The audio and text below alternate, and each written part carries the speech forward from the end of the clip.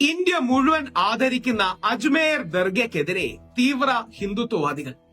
അജ്മേർ ദർഗയുടെ താഴെ ശിവക്ഷേത്രമുണ്ടെന്ന പച്ച കള്ളം പറഞ്ഞുകൊണ്ടാണ്, നട്ടാൽ കുരുക്കാത്ത നുണ പറഞ്ഞുകൊണ്ടാണ് ഇവർ ഈ ക്യാമ്പയിൻ ചെയ്യുന്നത്. ഓർക്കുക, അജ്മേർ ദർഗയിൽ സാക്ഷാൽ പ്രധാനമന്ത്രി നരേന്ദ്രമോദി പോലും ആദരിക്കുകയും ആ ദർഗയ്ക്ക് വേണ്ടി പട്ടുകൊടുത്തുവിടുകയും ചെയ്യുന്ന സ്ഥലമാണ്. ഹിന്ദുക്കളും മുസ്ലിങ്ങളും ക്രിസ്ത്യാനികളും ആ ഭാഗത്തെ മുഴുവൻ ജനങ്ങളും ഖ്വാജ മൊയ്നുദ്ദീൻ ചിശ്തി എന്ന് പറയുന്ന ലോകാരാധ്യനായ ഇന്ത്യയിൽ ഏറ്റവും ആദരണീയനായ സൂഫി വര്യന്റെ ആ ദർഗയിൽ പ്രണമിക്കുകയും നമസ്കരിക്കുകയും ചെയ്യുന്നതാണ്. ആ അജ്മേർ ദർഗയെയും വിവാദത്തിലാക്കാനാണ് ഈ തീവ്ര ഹിന്ദുത്വവാദികളും ഈ ഹിന്ദുത്വ സേനയും ഒക്കെ ശ്രമിക്കുന്നത്.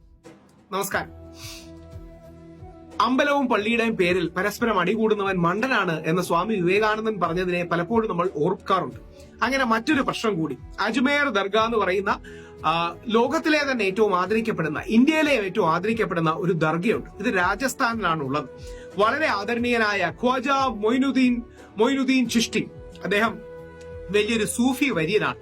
ഹിന്ദുക്കൾ വളരെയധികം ആദരിക്കുകയും ഹിന്ദുക്കളും മുസ്ലിങ്ങളും ക്രിസ്ത്യാനികളും ബൗദ്ധരും മതമുള്ളവരും ഇല്ലാത്തവരും എല്ലാം ആദരിക്കുകയും ചെയ്യുന്ന വലിയൊരു സൂഫി പണ്ഡിതനാണ്. നമ്മുടെ നാട്ടിൽ സമാധാനത്തിന്റെ, ഒരുമയുടെ, ഐക്യത്തിന്റെ സൂക്തങ്ങൾ പറഞ്ഞു തന്ന മഹാനായ ഒരു മനുഷ്യനാണ്. അദ്ദേഹത്തിന്റെ ദർഗയോ അല്ലെങ്കിൽ അദ്ദേഹത്തിന്റെ സ്മരണാർത്ഥമുള്ള ഒരു സ്ഥലമോ ഒക്കെയാണ്.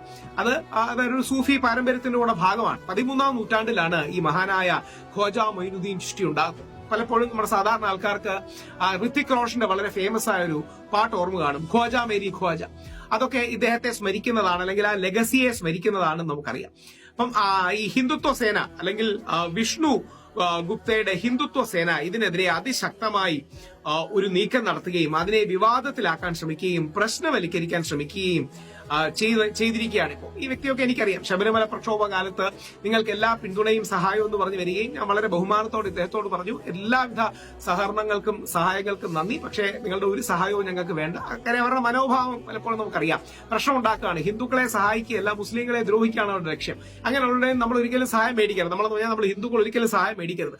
നമ്മളോടുള്ള സ്നേഹം കൊണ്ടോ നമ്മളോടുള്ള ഇഷ്ടം കൊണ്ടോ അല്ല, സാമുദായികമായ പ്രശ്നത്തിൽ പ്രശ്നങ്ങൾ ഉണ്ടാക്കി എന്തെങ്കിലും എരുതിയിൽ എണ്ണ ഒഴിച്ച് പ്രശ്നങ്ങൾ ഉണ്ടാക്കാന്ന് വിചാരിക്കുന്ന ആൾക്കാർ മാത്രമാണ്. അതുകൊണ്ടാണ് ബിജെപിയുടെയും RSSന്റെയും പ്രധാനമന്ത്രിയായിരിക്കുന്ന ശ്രീ നരേന്ദ്രമോദി പോലും പട്ടുകൊടുത്ത് അയക്കുന്ന അജ്മേർ നിന്ന് വരുന്ന ഡെലിഗേഷനെ പ്രധാനമന്ത്രിയുടെ വീട്ടിൽ സ്വീകരിക്കുന്ന അത്ര ലോകാരാധ്യമാണ്. അവിടെ പോലും ഈ പ്രശ്നം ഉണ്ടാക്കാൻ വേണ്ടിയാണ് ഇവർ ചെയ്യുന്നത്. അപ്പൊ യഥാർത്ഥത്തിൽ ഇവർ പറയുന്നത് ഇതിന്റെ താഴെ ഒരു ശിവക്ഷേത്രം ഉണ്ടെന്നാണ്.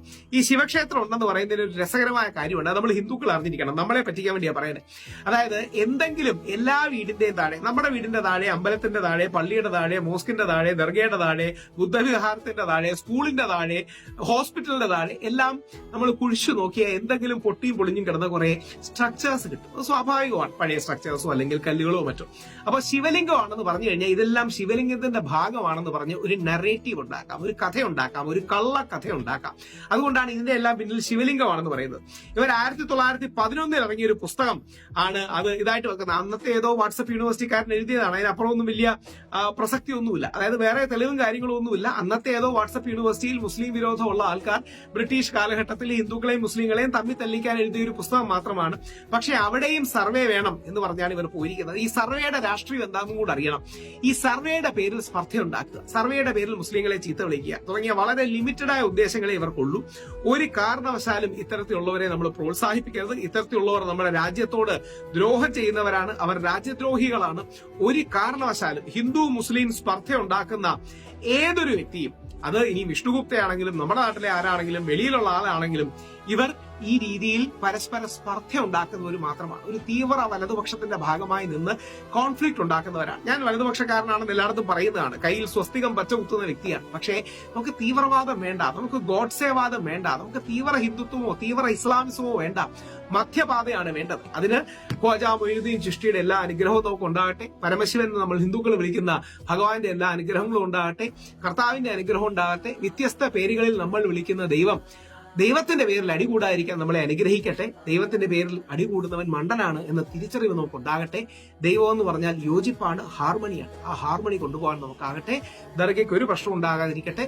എല്ലാ അമ്പലവും എല്ലാ പള്ളിയും നല്ല രീതിയിൽ ഇരിക്കട്ടെ. പ്ലേസസ് ഓഫ് വർഷിപ്പ് ആക്ട് പോലെ എല്ലാം 1947 അമ്പലമെങ്കിൽ അമ്പലം, പള്ളിയെങ്കിൽ പള്ളി, അങ്ങനെ നിൽക്കട്ടെ എന്ന് പ്രാർത്ഥിക്കുന്നു. ദയവായി ഈ വീഡിയോ ലൈക്ക് ചെയ്യുക, ഷെയർ ചെയ്യുക, കമന്റ് ചെയ്യുക. പോസിറ്റീവ് കമന്റ് ആകാം, നെഗറ്റീവ് കമന്റ് ആകാം, ഫീഡ്ബാക്ക് ആകാം, ഫീഡ് ഫോർവേഡ് ആകാം. നിങ്ങളുടെ എല്ലാ കമന്റ്സും ഇരുന്ന് ഞാൻ വായിക്കുകയുണ്ടാവും. അതെനിക്കൊരു ലേണിംഗ് എക്സ്പീരിയൻസ് ആണ്. നിങ്ങൾ അങ്ങനെ തരുന്ന പ്രോത്സാഹനവും ഉത്തേജനവും കൂടുതൽ സമയം വീഡിയോ ക്രിയേഷനും ലോകത്ത് ഇൻഫർമേഷനും പബ്ലിക് പോളിസിയെ കുറിച്ചുള്ള കാര്യങ്ങൾ പകരാനും റേഡിയേറ്റ് ചെയ്യാനും എനിക്ക് ഉത്തേജനം നൽകും. എല്ലാവിധ പ്രാർത്ഥനകളും നിങ്ങളുടെ ഭാഗത്തുനിന്നുണ്ടാകണം. Please like, comment,